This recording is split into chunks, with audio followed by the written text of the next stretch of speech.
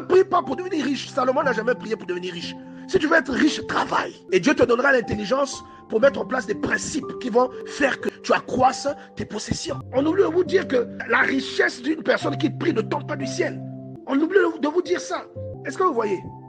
On a trop de chrétiens qui aiment l'évangile qui est sucré, l'évangile qui donne le diabète. Il y a trop de chrétiens qui sont comme ça. Il y a même une chose qui me fait beaucoup rire. C'est quand les gens disent que voilà, Salomon était riche, Dieu l'a enrichi. Mais on oublie que Salomon n'avait pas demandé la richesse à Dieu. Il avait fait une demande très altruiste. Et touché par l'altruisme de Salomon, Dieu décide de l'enrichir. Mais on oublie de vous dire, lorsque vous voyez les personnages bibliques riches, la richesse là n'est pas tombée du ciel. Ils ont travaillé. On oublie de vous dire ça. Touché par l'altruisme de Salomon, Dieu décide de l'enrichir et de lui donner une longue vie. Mais c'est pas ce que Salomon avait demandé.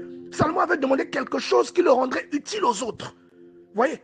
Il avait demandé un cœur sage pour être un bon roi, un bon berger.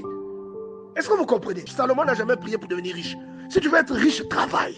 C'est comme ça que Dieu fait son équilibre. Et c'est ce que tu cherches que tu n'auras pas tant que tu ne sacrifies rien en toi. Bien-aimé, regardez la carte au trésor, regardez la Bible. Essayez de trouver une seule personne, un seul héros, une seule personne de renom dans la Bible qui a fait des exploits sans faire des sacrifices. Mais c'est des principes souvent parce que les gens aiment l'évangile sucré, l'évangile de la prospérité. Tu vas dominer, tu vas réussir, tu vas voyager, tu vas prospérer. Mais on oublie de vous dire, lorsque vous voyez les personnages bibliques riches, la richesse là n'est pas tombée du ciel. Ils ont travaillé. Il y a des choses que vous ne pouvez pas acquérir si vous n'avez pas la qualification pour les acquérir. En tant que chrétien, tu as des devoirs. Tu as des devoirs et des responsabilités. Tu es responsable des choses que Dieu te confie. Il y a des choses qui attirent le regard de Dieu sur toi lorsque tu les observes, lorsque tu les appliques dans ta vie. Il y a certains échecs dans ta vie qui sont liés à des choses que tu n'as pas observées devant la face de Dieu.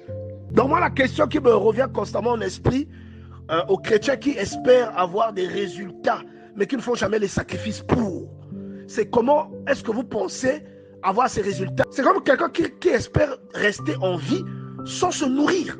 Je répète, il y a des échecs qui sont dans ta vie, qui sont liés à des choses que tu n'as pas observées devant Dieu.